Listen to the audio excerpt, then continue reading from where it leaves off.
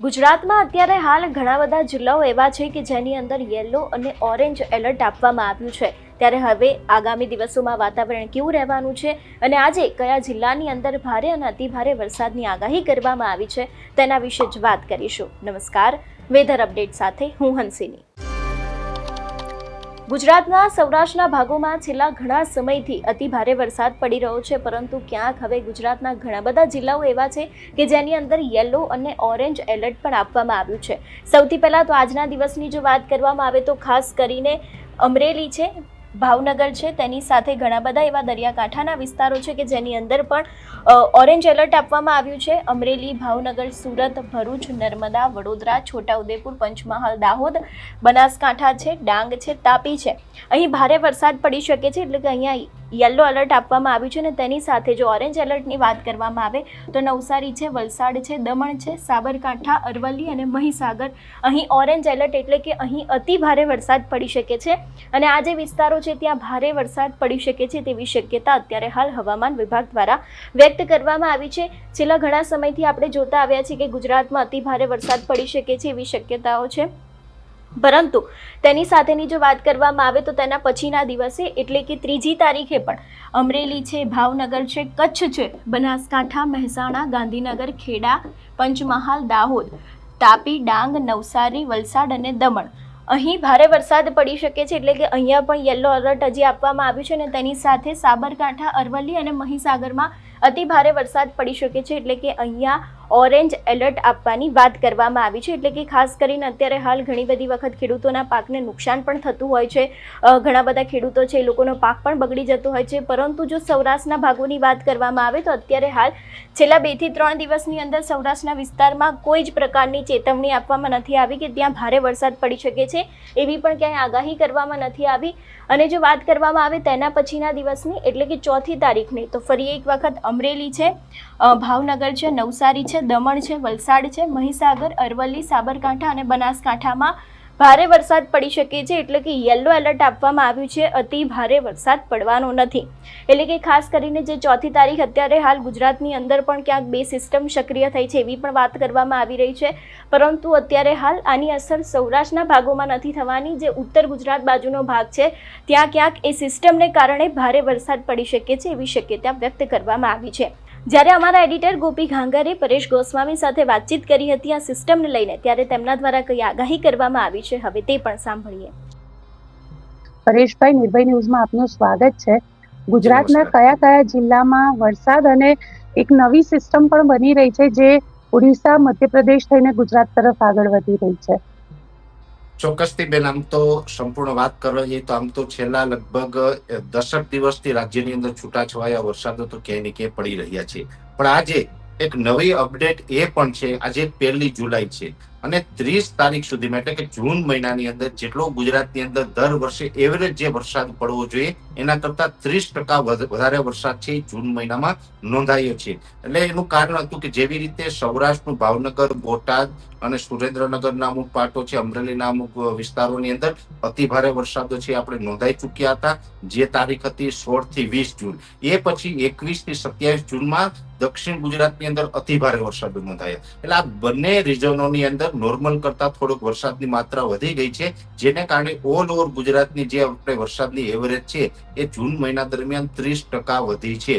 એટલે ભલે એક વાત ચોક્કસ છે કે અમુક વિસ્તારો એવા હશે કે હજુ પણ ત્યાં વરસાદની ઘટ હશે, પણ આ 2 રિજનની અંદર વધારે વરસાદ પડવાને કારણે ઓલ ઓવર ગુજરાતની જે એવરેજ હોય છે એવરેજ 30% વધી ચૂકી છે। હવે વાત છે જુલાઈની, તો જુલાઈનું પણ આમ જોવા જઈએ તો આજે IMD દ્વારા પણ જાહેરાત થઈ છે, અમારા જેવા જે ઇન્ડિવિજ્યુઅલ આગાહીકારો છે એમને પણ એક આંકલન કર્યું છે અને આજે બધાની જે નવી અપડેટ છે એ અપડેટ મુજબ જોવા જઈએ તો એવરેજ જે જુલાઈ મહિનામાં જે વરસાદો પડતા હોય એના કરતા સારો વરસાદ છે આ વર્ષે નોંધાવાનો છે। એટલે કે જે ગયા વર્ષે 2024માં જુલાઈમાં જેવા વરસાદો પડ્યા હતા એવા ગયા વર્ષે પણ નોર્મલ કરતા થોડુંક વરસાદની માત્રા છે વધારે જોવા મળી હતી, એવી જ રીતે આ વર્ષે પણ નોર્મલ કરતા વધુ વરસાદ છે જોવા મળશે। અને મહત્વનું એ પણ છે કે જે વધારે વરસાદની એવરેજ જોવા મળશે, જેવી રીતે 16 થી 20 જૂનમાં અને જૂન મહિનાની 21 થી 20 જૂનમાં 2 સમયગાળા દરમિયાન જે ભાવનગર, બોટાદ ને એ વિસ્તારમાં વધારે પડ્યો હતો, દક્ષિણ ગુજરાતમાં વધારે પડ્યો હતો, એવી રીતે હવે જે જુલાઈ મહિનાની અંદર જે વિસ્તારોમાં વધુ વરસાદ પડવાની શક્યતાઓ છે બેન, એમાં દક્ષિણ ગુજરાત હજુ પણ વધારે વરસાદ મેળવે તેવો એક વિસ્તાર છે. જુલાઈ મહિનામાં હજુ પણ દક્ષિણ ગુજરાતની અંદર અતિ ભારે વરસાદો જોવા મળશે અને સૌરાષ્ટ્રના જે ભાગો છે એમાં પશ્ચિમ સૌરાષ્ટ્ર, જે શરૂઆતમાં આપણે ભાવનગર, બોટાદ ને અમરેલી વાળો વિસ્તાર હતો, પણ હવે જુલાઈ મહિનાની અંદર પશ્ચિમ સૌરાષ્ટ્રનું દ્વારકા, જામનગર ને પોરબંદર જિલ્લો, આ 3 જિલ્લા એવા હશે કે તેમાં જુલાઈની અંદર નોર્મલ કરતા વધારે વરસાદ નોંધાઈ શકે. એટલે આ જે 2 રીજનની અંદર બેન વરસાદ પડશે એને કારણે ઓલ ઓવર ગુજરાતની જે એવરેજ હોય ને એ વધી જશે એવરેજ. પણ એટલું ચોક્કસ છે કે જુલાઈ મહિના દરમિયાન ઓલ ઓવર ગુજરાતની અંદર ખૂબ સારા વરસાદો નોંધાશે. હવે અત્યારે હાલની વાત કરવા જઈએ તો અત્યારે જે પરિસ્થિતિ છે, આમ તો મેં આપને જણાવ્યું કે 21 થી 27 જૂનમાં પણ વરસાદ પડ્યા, એ પછીથી પણ છૂટાછવાયા વરસાદો ચાલુ છે. અને અત્યારે રાજસ્થાનના દક્ષિણ પૂર્વ ભાગો ઉપર એક સાયક્લોનિક સર્ક્યુલેશન છે જે પૂર્વ દિશા તરફ ગતિ કરી રહ્યું છે. એક બંગાળની ખાડીનું જે સાયક્લોનિક સર્ક્યુલેશન છે, એ સાયક્લોનિક સર્ક્યુલેશન છે ઓરિસ્સા, આંધ્રપ્રદેશના અમુક વિસ્તારોને કવર કરી અને એ મધ્યપ્રદેશ ઉપર આવશે. મધ્યપ્રદેશ ઉપર આવશે એટલે સાયક્લોનિક સર્ક્યુલેશન છે એને વધારે એક ભેજ મળશે, કેમ કે મધ્યપ્રદેશ ઉપર એ સાયક્લોનિક સર્ક્યુલેશન આવશે એટલે દક્ષિણ ગુજરાતના માર્ગ થઈ અને અરબ સાગર સુધી એનો ટ્રક લંબાઈ જશે. એટલે અરબ સાગર સુધી એનો ટ્રક આવશે એટલે અરબ સાગરમાંથી એ સાયક્લોનિક સર્ક્યુલેશનને પૂરતો ભેજ મળશે અને પૂરતો ભેજ મળવાને કારણે એ સાયક્લોનિક સર્ક્યુલેશન છે એ વધારે મજબૂત બનશે. જો કે અહીંયા જોવાનું એ છે બેન કે જે સાયક્લોનિક સર્ક્યુલેશન છે એ પણ 2 લેવલ ઉપર છે, કેમ કે એક છે 750 HPA નું લેવલ અને એક છે 850 HPA નું લેવલ. હવે જે 850 HPA લેવલે જે અત્યારે જે સાયક્લોનિક સર્ક્યુલેશન છે એ ઓરિસ્સા થઈ અને ઉત્તર પૂર્વ દિશા તરફ ગતિ કરશે. એટલે 850 HPA લેવલે જે સાયક્લોનિક સર્ક્યુલેશન છે એ ઉત્તર ભારત તરફ જશે અને 700 HPA લેવલે જે સર્ક્યુલેશન છે એ મધ્યપ્રદેશ થઈને ગુજરાત તરફ આવશે. એટલે હવે એ ગુજરાત તરફ આવશે, જેને કારણે આપણે 8 થી 10 જુલાઈ સુધી રાજ્યની અંદર છૂટાછવાયા વિસ્તારોમાં વરસાદો જોવા મળશે. જેમાં આજે 1 જુલાઈ થઈ છે, 1, 2 અને 3 એમ 3 દિવસ સુધી હજી વરસાદ છે છૂટાછવાયા જોવા મળશે. 4 અથવા તો 5 તારીખે વરસાદની તીવ્રતામાં વધારો થશે. 5 તારીખે કદાચ 4 અથવા તો 5 તારીખે વરસાદની તીવ્રતામાં વધારો થાય તો 3 કે 4 દિવસ સુધી એની તીવ્રતા વધારે રહેશે. એટલે એ વરસાદ છે એ ઓલ ઓવર ગુજરાતને લાભ આપશે. એમાં 4, 5, 6 અને 7 એમ 4 દિવસ સુધી વધારે અસર કરશે. 7 તારીખ પછીથી પાછું એની તીવ્રતા ઘટે તો પણ એ હળવા સામાન્ય વરસાદના રૂપમાં 8-10 તારીખ સુધી તો આપણે અસર કરવાની છે. પણ જે આ 7 તારીખ સુધીમાં જે વરસાદો પડવાના છે એમાં એવરેજ ગુજરાતની અંદર 5 થી લઈને 7 ઇંચ સુધીના વરસાદો નોંધાય તેવી શક્યતાઓ છે અને આઇસોલેટેડ વિસ્તારની અંદર 7 ઇંચ કરતા વરસાદ વધી શકે. કોઈ જગ્યાએ 8-10 ઇંચ સુધીના પણ વરસાદ પડી શકે, કેમ કે આ સાયક્લોનિક સર્ક્યુલેશન છે એ 700 HPA લેવલ વાળું છે એ આપણે ગુજરાત ઉપર આવી રહ્યું છે અને એ મધ્યપ્રદેશ ઉપર આવીને ખૂબ મજબૂત બનવાનું છે. એટલે એને કારણે ઓલ ઓવર ગુજરાતમાં વરસાદની શક્યતાઓ છે. ખાસ કરીને સૌરાષ્ટ્ર અને કચ્છના ભાગો છે. સૌરાષ્ટ્રના જે મોરબી, સુરેન્દ્રનગર વાળા વિસ્તાર હોય, પશ્ચિમ સૌરાષ્ટ્રના વિસ્તારો છે, કચ્છના દરિયાઈ કાંઠાના ભાગો છે, તેમાં થોડીક વરસાદની તીવ્રતા વધારે રહેશે. મધ્ય ગુજરાતમાં પણ જે ખંભાતના અખાત લાગુ વિસ્તારો હોય, આણંદ, નડિયાદ, બરોડા, આ તમામ વિસ્તારોની અંદર સારા એવા વરસાદ નોંધાશે. ઉત્તર ગુજરાતના પણ પાટણ, મહેસાણા અને વાવથરા જિલ્લાની અંદર ખૂબ સારા વરસાદ પડે તેવું અનુમાન છે અને એ સાથે સાથે દક્ષિણ ગુજરાતમાં પણ અતિ ભારે વરસાદ છે 7 તારીખ સુધીમાં નોંધાઈ શકે છે.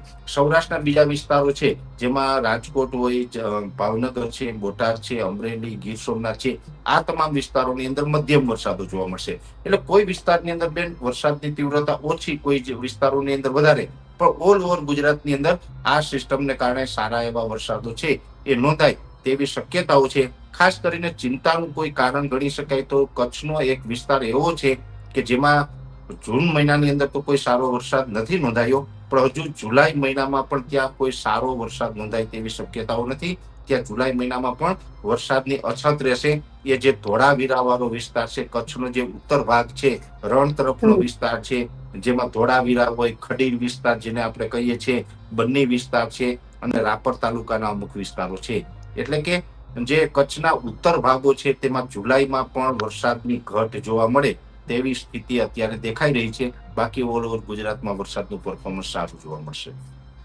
બિલકુલ, પણ પહેલા જ રાઉન્ડની અંદર સુરત અને આજુબાજુના જે દક્ષિણ ગુજરાતના વિસ્તારો હતા ત્યાં અતિવૃષ્ટિની પરિસ્થિતિ ઊભી થઈ ગઈ.